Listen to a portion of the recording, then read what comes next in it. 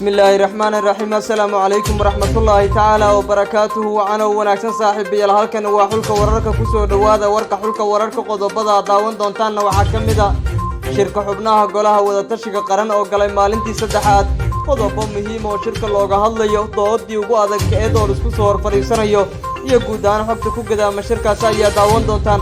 qaramada midoobana waxay iska laashay madaxweyne Farmaajo waxaana ra'iisul wasaare Roble u aqoonsadeen hogaamiyaha doorashooyinka dalka warbixin dheeraad ayaan idinkaga haynaa ra'iisul wasaare Roblena waxaa sii kordhaya dhinacyada ugu baaqaya qaadashada amniga guud ee doorashooyinka dalka iyo hogaamintooda sababta maxay tahay falanqeyn ayaan idinkaga haynaa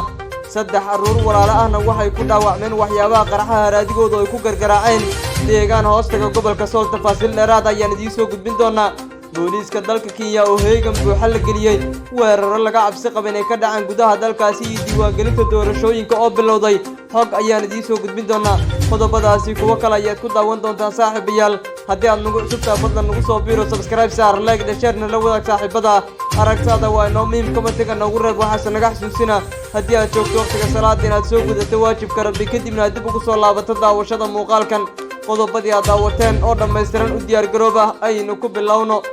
shirka u dhaxaya xubnaha golaha wada tashiga qaran ayaa ka bilowday magaalada caasimadda ay Muqdisho maalintii saddexaad iyadoo dhinacyadu isku soo horfariisanayaan qodobadii ugu adkeed labadii maalmood ee la soo dhaafay ayaa la aaminsan yahay inuu gogol xaar u ahaa shirka golaha wada tashiga qaran qodobada laga sii anbaqaadi doono maalmaha saddexaad iyo afraad oo shirku sii socon doono xubnaha beesha caalamka iyo midowga murashaxiinta mucaaradka oo qayb ka noqday maalintii labaad ee shirka ayaa ku biiriyay aragtidooda la xiriirta waxyaabaha muhiimka ah looga baahan yahay shirka waxaase maalintii saddexaad ee shirka dhinacyadu isla soo horfariisan doonaan afar qodob oo fundhig u noqon doona isla soo horfariisashadooda kulankan uu gudoominayo wasiirka koobaad ee xukuumadda injineer Maxamed Xuseen Roble qodobka koobaad ayaa ah hirgelinta heshiisyada doorashada jadwalka caqabadaha uu ka taagan yahay iyo cabashooyinka hufnaanta taasi oo guud ahaanba loo baahan yahay in meesha laga saaro qodobka labaad waa falanqeyn iyo wada tashiga talooyinka iyo fulinta heshiisyada iyo habraacyada taasi oo dhinacyadu sidoo kale falanqeyn dheeraad ay ku sameyn doonaan qodobka saddexaad ee xubnaha golaha wada tashiga qaran ee isugu imaan doonaan ayaa ah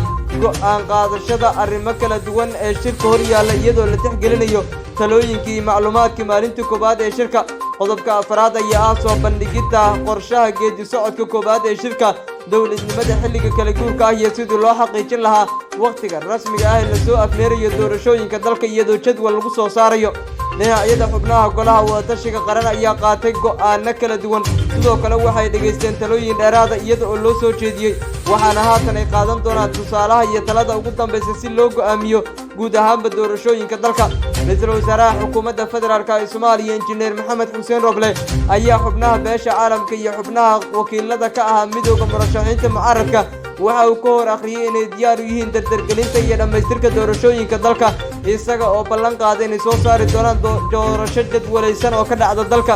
sidoo kale xubnaha midowga murashaxiinta mucaaradka ayaa ku adkeeyay xubnaha ku jira golaha wada tashiga qaran ee dardargelinta doorashooyinka u shirsan in ay qaataan doorkooda shariifka ah si loo soo afmeero madmadow walba oo ka jira dhanka doorashooyinka dalka inta aan ka bixin xubnaha beesha caalamku waxa ay ra'iisul wasaare Roble u aqoonsadeen hogaamiyaha ugu habboon ee dhinaca doorashooyinka dalka wakiilka gaarka ah ee qaramada midooba u qaabilsan arrimaha Soomaaliya ambassador James Swan ayaa sheegay inay taageerayaan shirka golaha wada tashiga qaran oo maalintii saddexaad ka soconaya Muqdisho waxaana uu tilmaamay inuu shirku yahay fursad lagu hagaajinayo cabashooyinka laga qabo dhanka doorashooyinka gaar ahaan midda golaha shacabka ee bilowga ah waxaan garwaaqsanahay in qaladaad badan oo dhinac walba ah lagu arkay doorashada golaha shacabka ilaa iyo tan la qabtay waxaan ku boorinay golaha wada tashiga qaran in shirkan ay kaga faa'iideystaan saxitaanka cabashada si doorashada u noqoto mid hufan oo lagu kalsoonaan karo ayuu yiri ergey gaarka ah ee qaramada midooba u qaabilsan arrimaha Soomaaliya ambassador James Swan hadalkiisa waxa uu intaas ku sii daray golaha wada tashiga qaran waa inay dejiyaan jadwalka lagu dhammaystirayo doorashada oo ah mid suuragal ah oo dhammaan madaxda dowlad goboleedyada xubnaha ka ah dowladda federaalka si dhab ah uga go'an tahay inay qabtaan waxaan sii wadi doonaa taageerada aan siinayno Soomaaliya sidoo kalena waxaan ku adkeenaynaa in la ilaaliyo heshiisyadii 17 September iyo 27 May taasi oo lagu dhaqaajinayo doorashooyinka dalka golaha wada tashiga qaran waa awoodda ugu weyn ee dhaqaajinaysa hanaanka doorashooyinka dalka ayuu ku soo afmeeray qoraalkiisa wakiilka gaarka ah ee qaramada midoobay u qaabilsan arrimaha Soomaaliya Ambassador James Iswan si kastaba ha ahaatee doorashooyinka dalka ayaa muddo sanad ku dhow daba dheeraaday waxaase haatan muuqanaysa ififaale la xiriirta qabsoomidda doorashooyinka dalka iyadoo dhinacyaduna ay sheegayaan inay ka go'aantaa dhaqaajinta qabashada doorashooyinka Soomaaliya warkayga bartamiisa ayaa daawanaysaana markana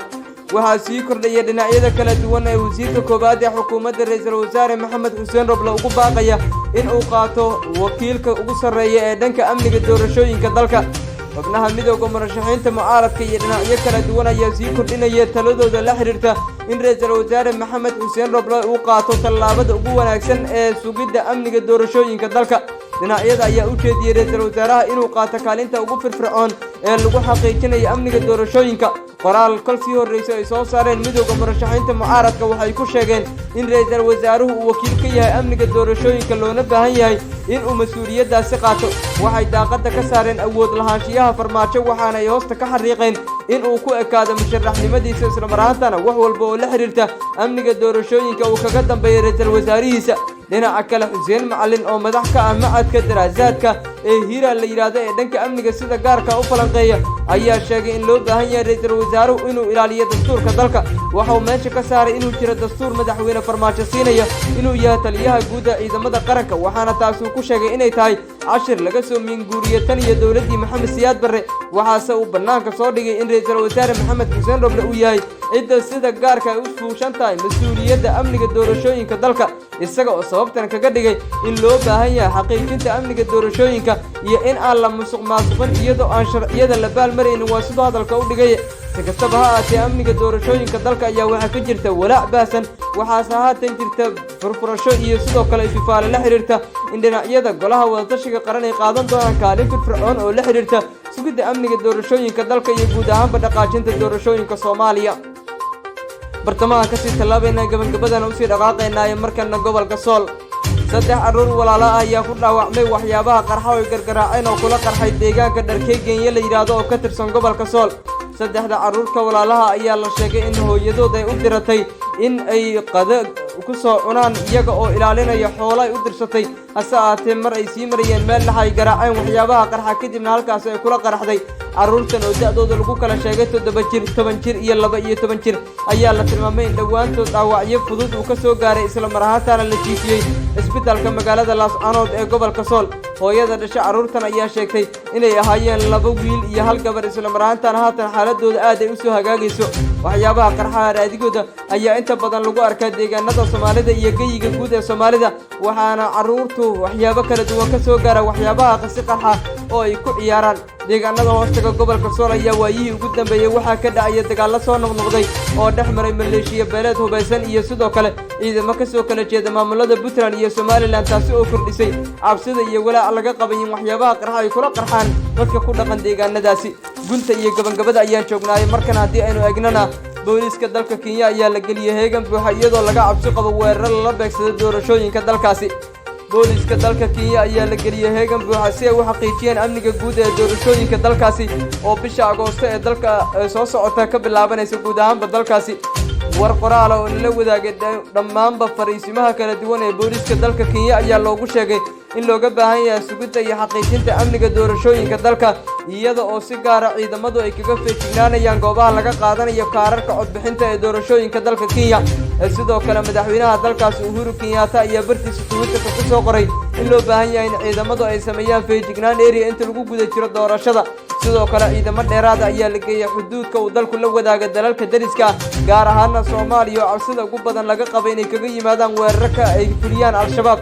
si kastaba Kenya ayaa toddobaadkan bilowgiisii wajahday weerar aan la ogeyn cidda geysatay taas oo khasaaro badan dhaliyay sidoo kale al-shabaab ayaa dhowr jeer oo hore weerar khasaaro xooggan dhaliyay ka fuliyay gudaha dalkaasi Kenya waxaana haatan dawladdu ay ka feejignaanaysaa weeraro horle oo ka dhaca gudaha dalkaas iyadoo doorashooyinka dalkaasina ay bilaabanayaan Soomaalida iyo ajaanibta kale ee dalkaasi ku nool ayaa si caadi ah qayb kaga noqonaya bixinta doorashada iyaga oo kaararkooda qaadanaya codkoodana dhiibanaya waxaana ay kala siman yihiin dadka muwaadiniinta ka qayb noqoshada doorashooyinka ka dhacaya gudaha dalkaasi Kenya warkaad ka daawanaysan xulka wararkana waa naga inta fadlan haddii aad nagu cusubtaan nagu soo biiro subscribe saar like share na la wadaag saaxiibada tan iyo kulan dambana amaana Allah